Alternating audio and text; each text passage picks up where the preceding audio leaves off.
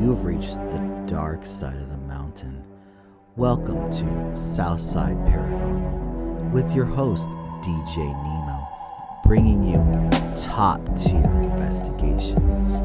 We look at things through history, through time. We look at mysterious hauntings, mysterious creatures, and things that go bump in the night. So strap yourselves in, open up your minds, and question everything.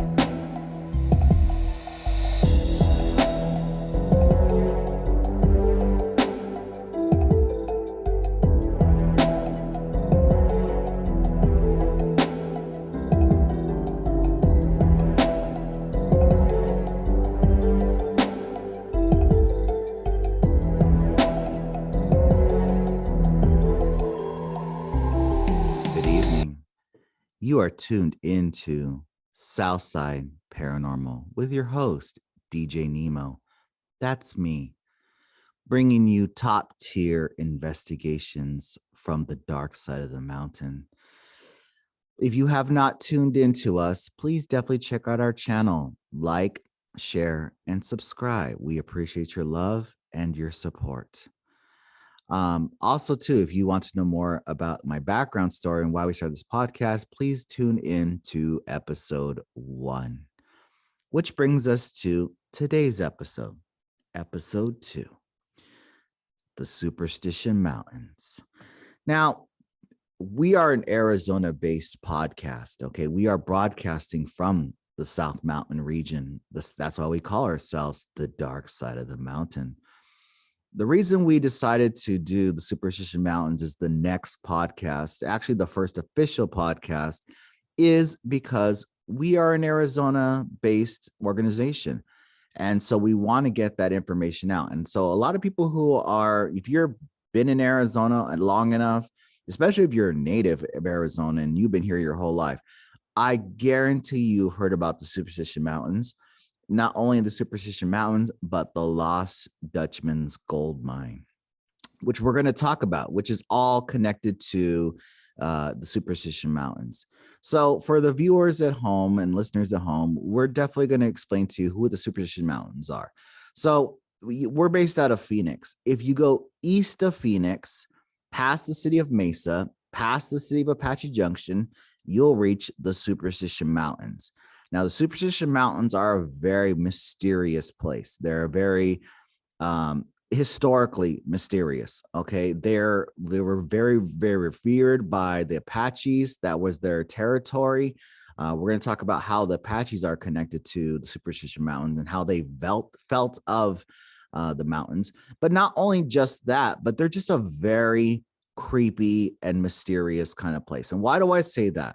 You know, I've done a lot of hiking. I've done a lot of camping when I was younger throughout these mountains. And I can tell you that I always keep my head on a swivel when I'm out there, just because of the stuff that has happened out there. People regularly go missing in these mountains. People have died in these mountains under mysterious circumstances.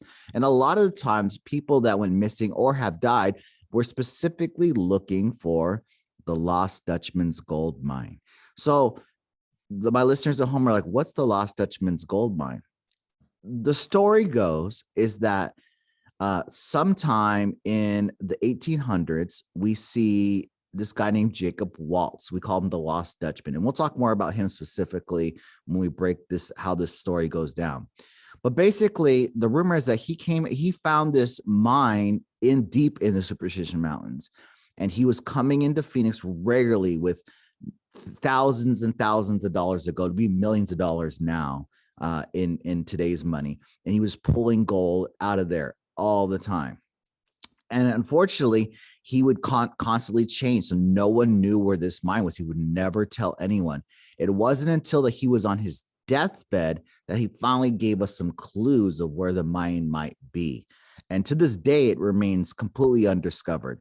And the fact that there is tens to possibly hundreds of millions of dollars out there just waiting to be found is a great mystery to Arizona and a great legend to Arizona. But as we like to say in Southside Paranormal, where there are legends, Sometimes there is truth and there is facts. So let's go back to the original talking about the Superstition Mountains. We have to go all the way back to the 1500s. So let's look at the 1500s. So the first, up until that point, the land was ruled by the Apaches. Okay. Now the Apaches revered the mountains. Okay. And they felt that the thunder god, okay, that was sacred ground. That was his mountain. And if you were to even go and set foot in there, the thunder god would take tremendous revenge on them. Okay. So they were extremely scared of the mountain. They had great and deep respect for this mountain. So because they truly believe that the thunder god for their deity lived in these mountains. Okay. So they would never really go in there. They tried to avoid it. They just had massive respect for it. And they knew that if you went in there, you would either have great suffering in your life or you would face a horrible death. Okay. So that brings us caught up to the Spanish. So the Spanish arrive from Mexico exploring Arizona. It's actually the conquistadors. So we're looking at Francisco Coronado. Now, Coronado is an interesting character because he explores a lot of Arizona. He explores Arizona, parts into New Mexico, Colorado, Utah. He goes through all of that, exploring in the 1500s. Okay. And when he gets sent out from Mexico City because Mexico City had heard that there was these 7 mysterious cities of gold. Okay. And so he goes out in a quest to find these gold for, Spain at the time, because Spain's in charge of Mexico. We don't see Mexico get free from Spain so much later on. But he goes out and he explores a lot of Arizona. And if you actually go in Arizona to the eastern side, so if you go through Globe, Miami, into the small mining towns of Safford, Clifton, and Morenci, you can actually take the trail that Francisco Coronado took all through Arizona. So it starts out, it's a beautiful drive, especially if you're a motorcycle rider or you got a fast car. This is one of the most beautiful scenic drives in Arizona. It's also one of the most dangerous drives in Arizona. But basically it starts out at the desert and it creeps slowly through the mountains. It goes into the high desert and eventually gets into the deep pine forest, into some of the highest elevated peaks in all of Arizona. Okay, so Francisco Coronado goes up there. While he's on exploring, he goes to the mountains, the Superstition Mountains as well.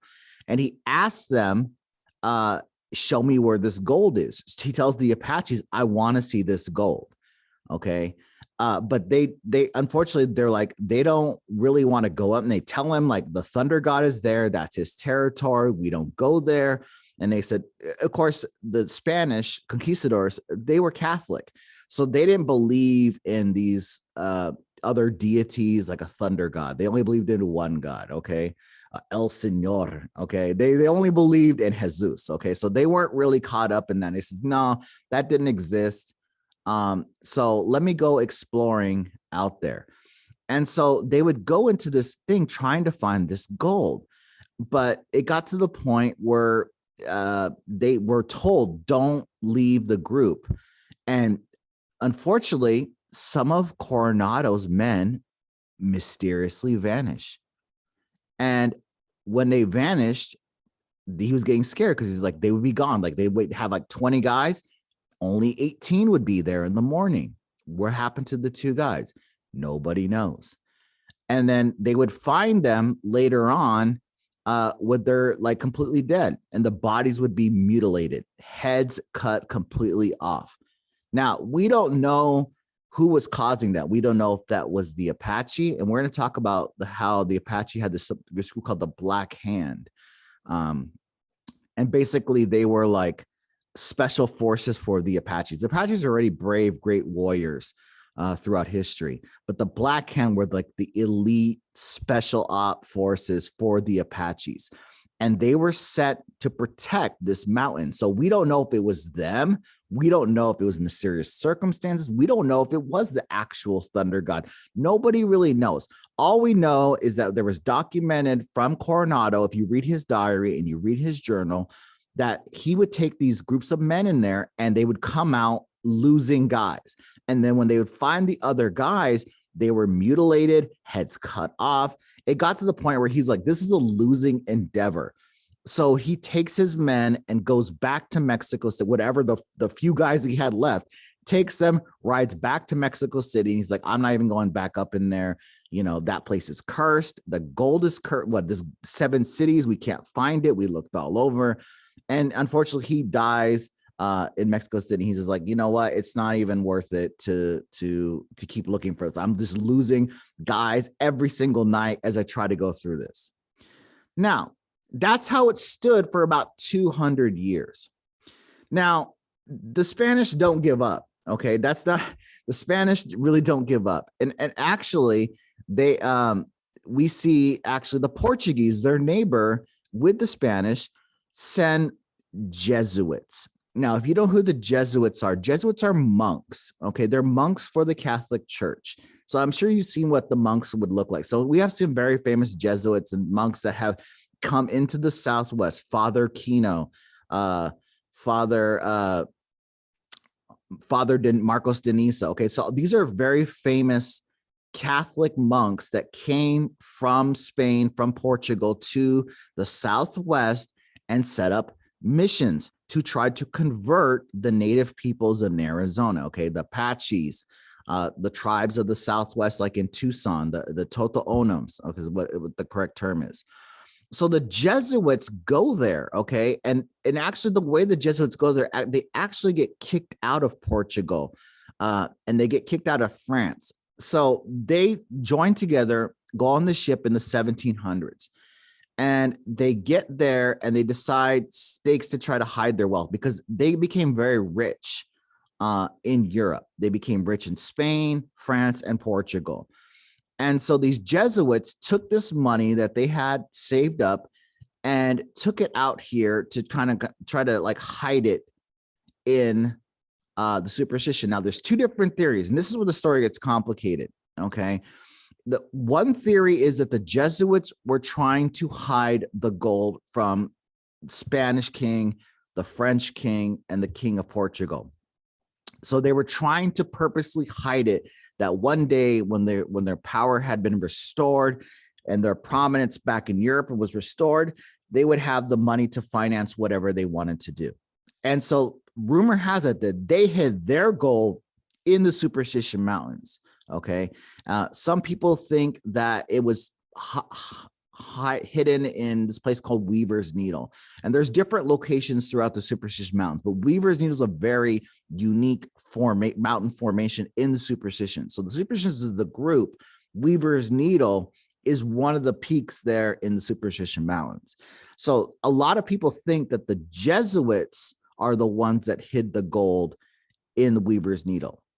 Now, the other competing theory to that is that, yes, the Jesuits did come over. Yes, they hid some treasure, but while they were out here hiding treasure, they were also very, very skilled. These weren't just like your everyday praying monks. Yes, they did pray. You know, they weren't out there like living vows of silence. Okay, these monks were kind of a little bit shady. Okay, when you talk about the Jesuits, go back and look in history. Look at history about the Jesuits. They've been up to some very shady things throughout history, mysterious things that make you go, I wonder what they're up to. So the other rumor is that the other line of thinking is that they went out here, okay, and then while they were hiding their small fortune, they discovered the gold mine. And once they discovered that gold mine, they were like, oh, we got the Easter egg right here, and we're going to start mining it. So the Jesuits were secretly mining this gold and not sending it back to their brothers back in Spain, Portugal, and France. They weren't sending any of it back. They were just keeping it for themselves. Now, unfortunately for the Jesuits, they disappear.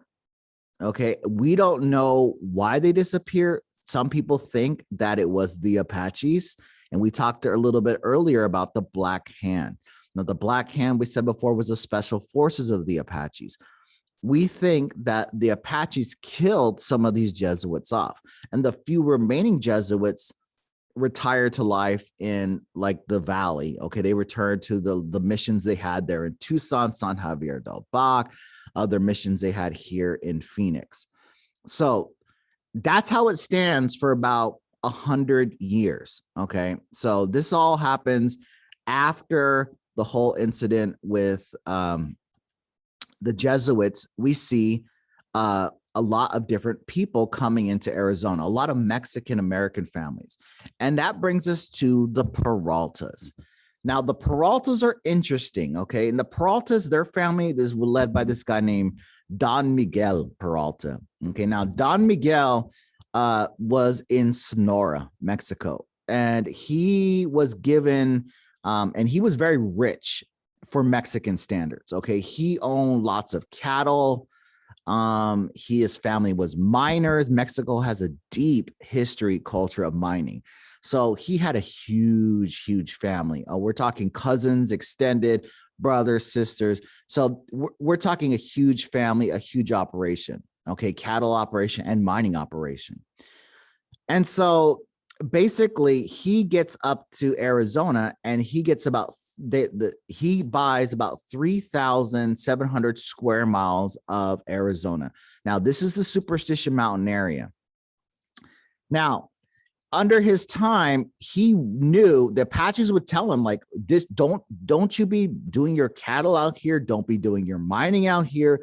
This is not your land. This is the Thunder God's mountain. So he already knew that, like, the Apaches were not happy with his family. Okay. Now, once he was there, he started to discover that there was gold up there. And not only was there gold up there, and we're not talking about the actual Lost Dutchman mine. We're just talking about other mines that have been found in smaller mines. The Goldfield mine is a very perfect example. If you go to Apache Junction, you can take the Goldfield mine tour. So the Peralta family finds these mines, silver mines and gold mines. Okay. And they start bringing ore in, like ore to process out. Now they're doing this and they're mining the gold. They're getting extremely wealthy. They're buying more land, more cattle all throughout Arizona. Now they try to keep it at a minimum because Don Peralta, okay, the Don Miguel, the head father, knew that the Apaches were really not happy with them digging over there in the superstitions. They knew that, like, the Apaches, that was their God's mountain. And here's this Mexican family, the Peraltas, digging in there, mining, having cattle. And so he tried to keep it at a minimum. Now, here's the thing. Don Miguel dies. And about maybe 100 years later, his descendants, okay, and he has four sons, okay, and they decide to, hey, you know what?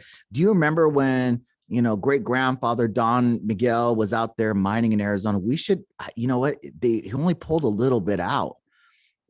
I think there's a lot more up there, well, let's go back up there and start mining it again. Okay. And so the four brothers were named Enrico, Pedro, Ramon, and Manuel. Okay. So they go back into Arizona, and they were actually in Mexico at the time, and they go up to Arizona, but they tell them, like, hey, that mountain's cursed. The Apaches, not only is that mountain cursed for this gold up there is cursed, but you're going to anger the Apaches. That's why Don Miguel, their great ancestor, said, I'm only going to take a little bit of a time but these guys want like a full on, like, hardcore mining operation where they're just looking for gold. Okay. And so here's what happens. Unfortunately, the Mexican-American War happens. And so a lot of things were pulled, okay, between all the brothers. Now, in that time, Pedro, he's the second brother. So remember, there was Enrico, Pedro, Ramon, and Manuel. So Pedro goes back, okay, and the rest of the brothers kind of stay there in Mexico, and Pedro waits for his brothers to come back. And he starts mining it. He starts mining into that sacred ground where the Apaches were. And he starts hiring people. So for about a year or two, he's in there pulling up massive amounts of gold. Not the Lost Dutchman, okay? But he's pulling out massive amounts of gold.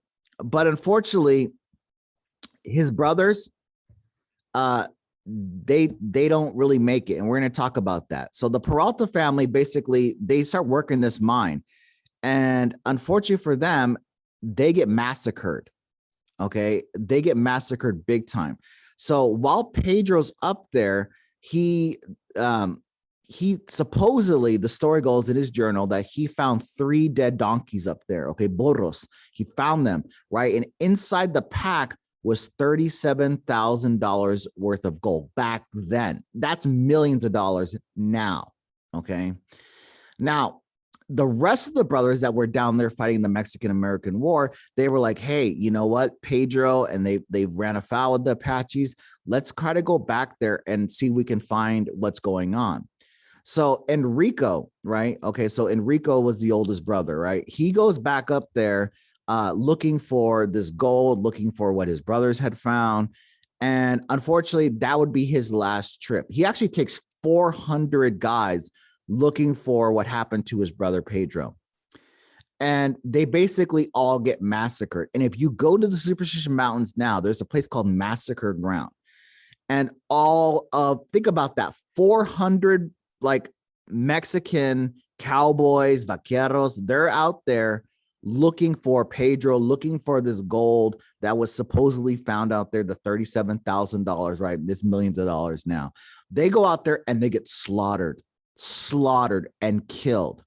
Okay. Only one survives. And that's how we know this story. The one survives. Okay. And so that's how the story stays. And so the Peralta family was like, we're done with this.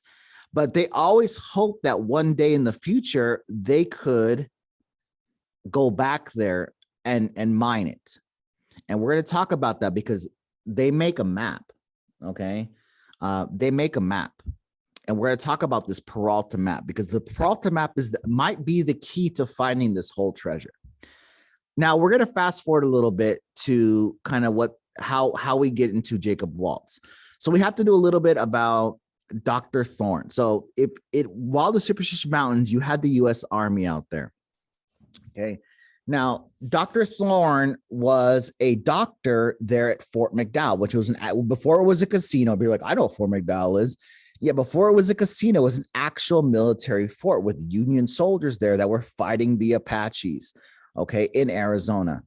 And while he was there, he decides to treat people. And while he was there, he actually runs into an Apache chief.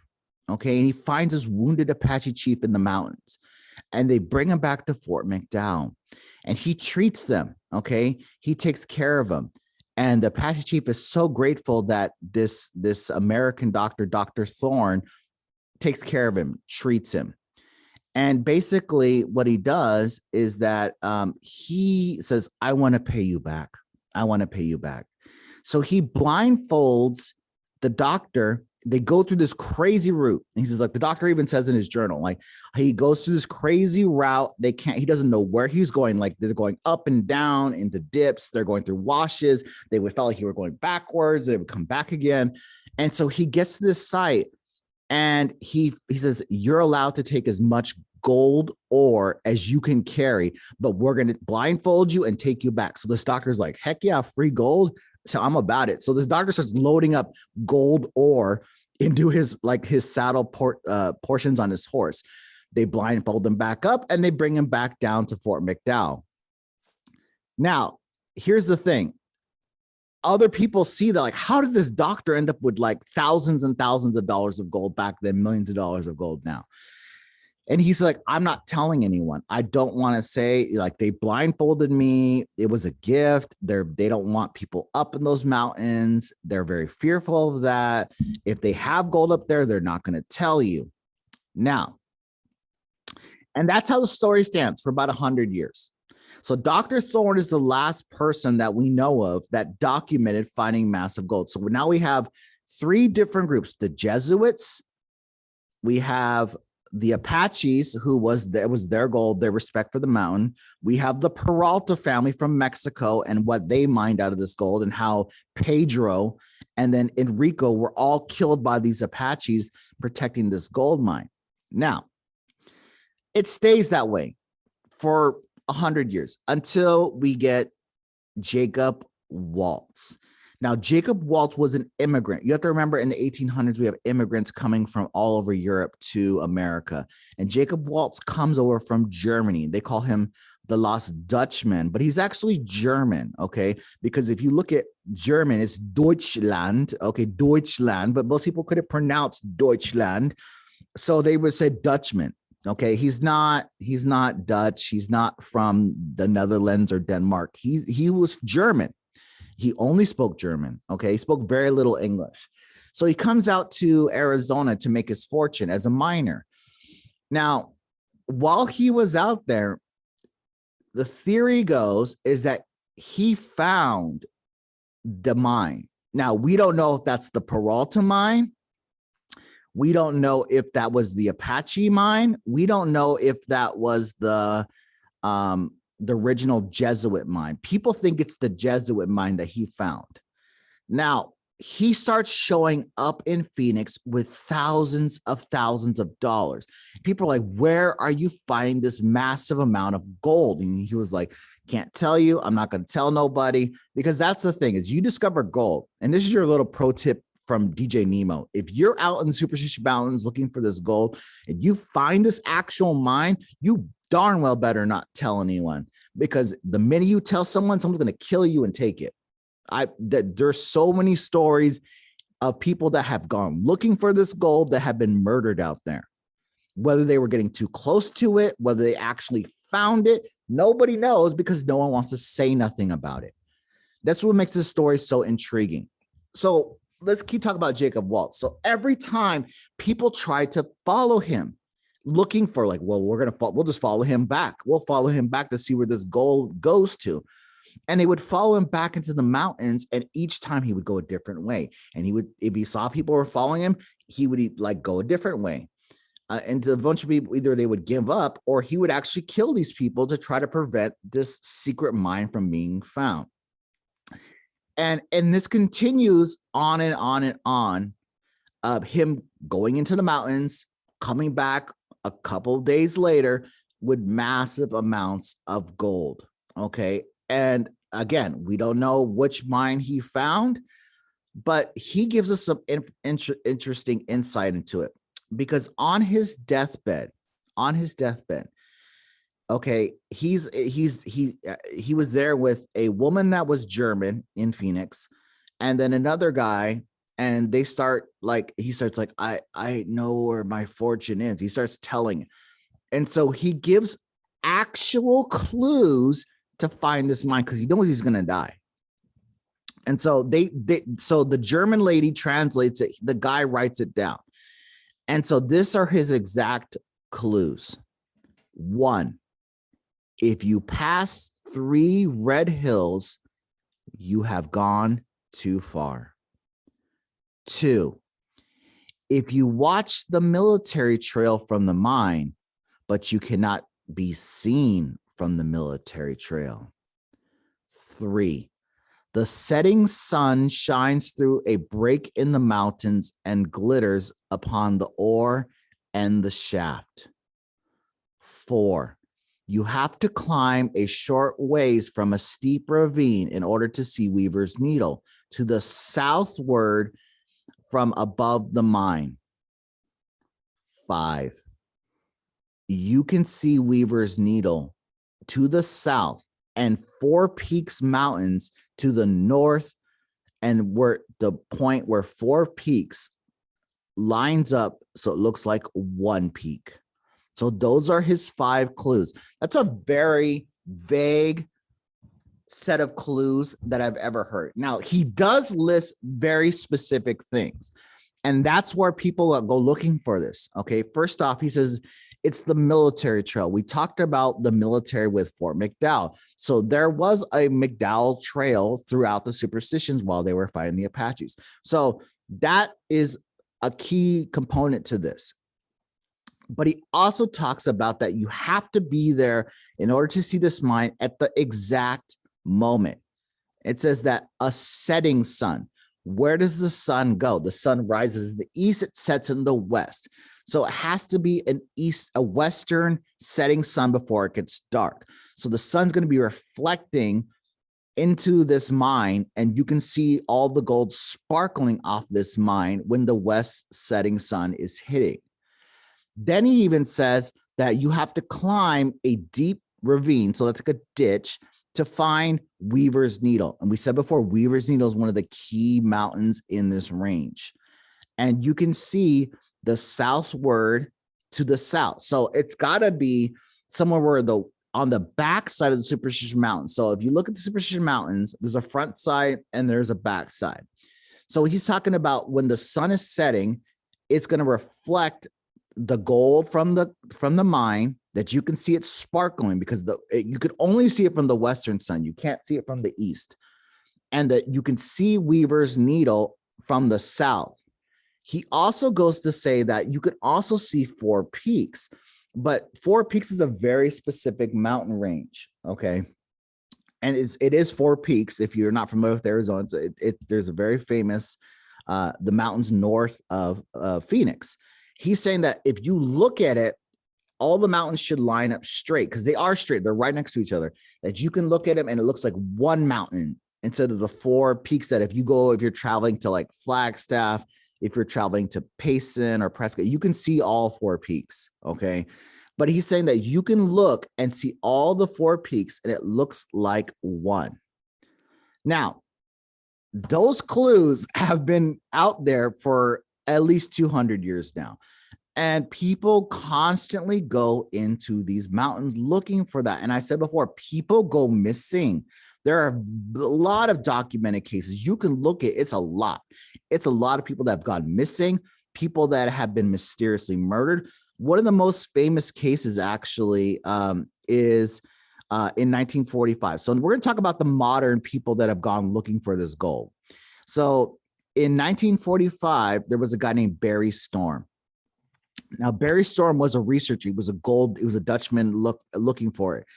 And he said that he got close to it, but every time he would get close to try to this area that he was searching, this sniper, and he called this sniper in his journal, like he has a book called The Thunder Gold's God. You can look it up. That this sniper, he called him Mr. X. And this Mr. X would take shots at him. And he would be like, oh, I can't get any closer. Like, this dude's going to eventually, I mean, he's trying to shoot at me now. The closer I get, the easier I'm going to be to hit. So he can never get, he's always felt that he was in the right area.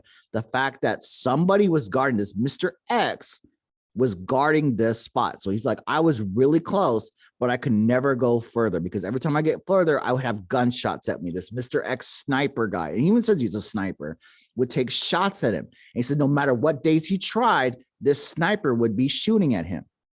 Now, one of the other people that go looking for this is this guy named Adolf Ruth. Now, Adolf Ruth goes to that area that Barry Storm was at, and it's believed that he got in there deep. The sniper caught him and killed him. Okay, and they find Barry Ruth's body, and Barry Storm tells him, hey, this Mr. X sniper got it. So we don't know who this mysterious Mr. X was. We don't know if it was an Apache that was tasked to guard this. We don't know if it was somebody that actually had, Mr. X had actually found the Lost Dutchman and he was protecting it. We don't know. Now, let's fast forward to a more modern case. Let's talk about in 2009, and we see Jason Capen. Now, Jason Capen was another gold hunter that he was actually from Colorado, and he was obsessed with this story, right? And he would constantly go in there and go in there and go in there and look and look and look. And he had gone several times. Now, he felt like and he tells his family that he was getting close, okay? But unfortunately for him, he goes missing. And his body was found like 3 years later in November of 2012 by a search and rescue. He had fallen into a crevice. And people talked about the curse, and he told his friends like, hey, I'm getting close. I'm getting close. I'm getting close. And then honestly, he doesn't show up. They don't find his body till 3 years later, stuck in this crevice. Like, how would he even get up there? That's what the story is crazy about. Is like, how did this dude end up all the way in this crevice? Like, I don't know how you get stuck in something like that. that like, were you thrown there? Were you killed somewhere else and transported there? We don't know, because when they find this dude, he's all bones. Now, the last two I'm going to tell you about happened more recently in 2010. And it deals with these two guys they were, again, Dutchman hunters from Utah this time. This is Curtis Murwerther and Ardeen Charles. Okay. And then, I forgot there's a third guy, Malcolm Meeks. They go looking, they were friends, and they were constantly obsessed with this mine. And unfortunately for them, Malcolm goes missing in that same area that Jesse Capen was at. And it gets to the point where they actually have to call MCO. So Maricopa County Sheriff's Department goes out there looking for them. Unfortunately, none of them, other than Malcolm, gets found. Curtis and Ardeen Charles they're dead. And we don't know what happened to them. No one knows where their bodies are. They're never been recovered. Okay. And it wasn't until like a year later that some people find bones out there, but they're in such bad repair. And one of the guys actually had his head cut off. Okay. The skull, when it's attached to the spine, it's very strong. That his head was completely chopped off, that both the heads were chopped off. Now, we don't know if that was Mr. X. We don't know if it was relative Mr. X. We don't know. Now, here's the crazy part about this. And this is where the story gets a little bit interesting. Remember the Peralta family at the beginning of this story? The Peraltas made a map. Okay. And it's called the Peralta Stones. And this might be the key. If you take the Dutchman's clues, the 5 clues I told you about, okay, the Weaver's Needle clue, the military trail, the ravine, seeing the 4 peaks, the Peralta Stones might be the key. Now, the Peralta Stones are a map, but it's not like a paper map. They actually carved this into a set of rocks. And it's interesting because it's not even a map. It's like a heart, a donkey, circles, numbers. It's go look it up. Just put Peralta Stones Dutchman map. Put it in Google Images. Look it up yourself. No one knows what this map means. Some people have figured out like, okay, well, the donkey might mean the Salt River because the Salt River runs through the Superstition Mountains. We don't know. No one really knows how the map is connected, but the map is crazy because the map is not only the heart and the donkey and all these weird numbers that they add up. They made this map specifically for the Peralta family that when they found this, they would be the only ones to know how to get back to it. Problem is, remember what happened to the Peralta boys. Remember what happened to Pedro. Remember what happened to Enrico. Dead. All his 400 guys, dead. Only one guy made it out to tell the story. So no one knows how the map works. No one knows, did they really find it? Is the Lost Dutchman mine the Peralta mine? Did Jacob Waltz find the Peralta mine? A lot of Dutch hunters think that Jacob Waltz found the Jesuit mine. Now, whether that's the Jesuits' gold that they were minting from the Apaches, or was it their secret gold that they had brought over from Spain?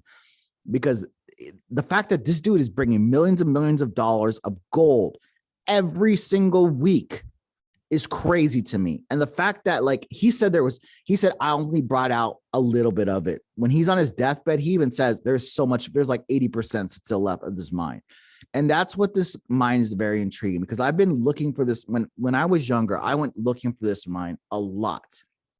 And I was young and I was reckless. I honestly shouldn't have even been out there by myself looking for this without anything. I literally would just go with my knowledge looking for this thing.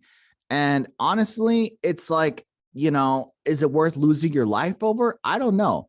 I've met a lot of people, and a lot of friends of mine have said, hey, you know what, DJ Nemo, you have the knowledge, the maps, the territory.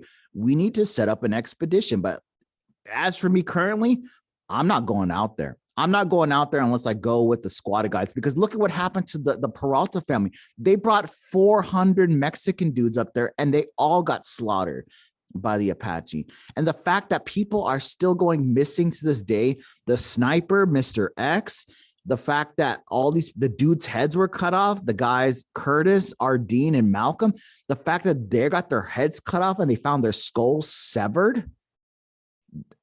There's something to this. There's something to this mine. Is it cursed? Were the Apaches right? Is that land cursed?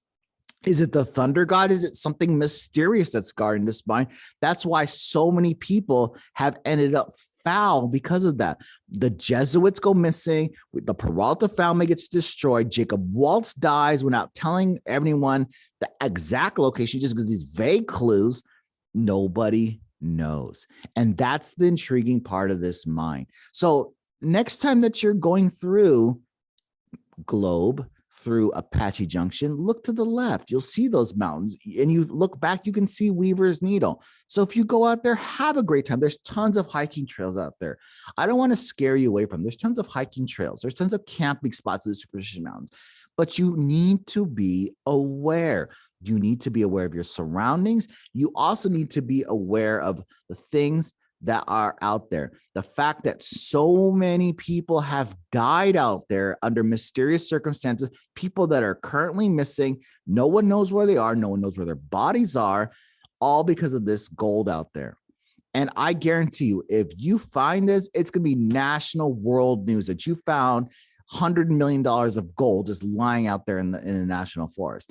And if you do, you darn well better not tell anyone, because even family members could kill you for that information. So if you find it, keep it to yourself. Be like Jacob Waltz. Maybe write it down, put it in different places. Maybe make a letter saying, if my death goes mysterious, here is the clues, here is the map. And you can keep this legend going, because I honestly believe that it is out there. Whether that is a Jesuit gold, whether it was Apache gold, whether it was the Peralta mine, nobody knows. To this day, nobody knows. And a lot of people say that, like, oh, I found it. But if I tell you, I have to kill you. And with that being said, I hope you enjoyed tonight's podcast. Like, share, and subscribe to Southside Paranormal. And again, be safe, be well, and we'll see you on the dark side of the mountain.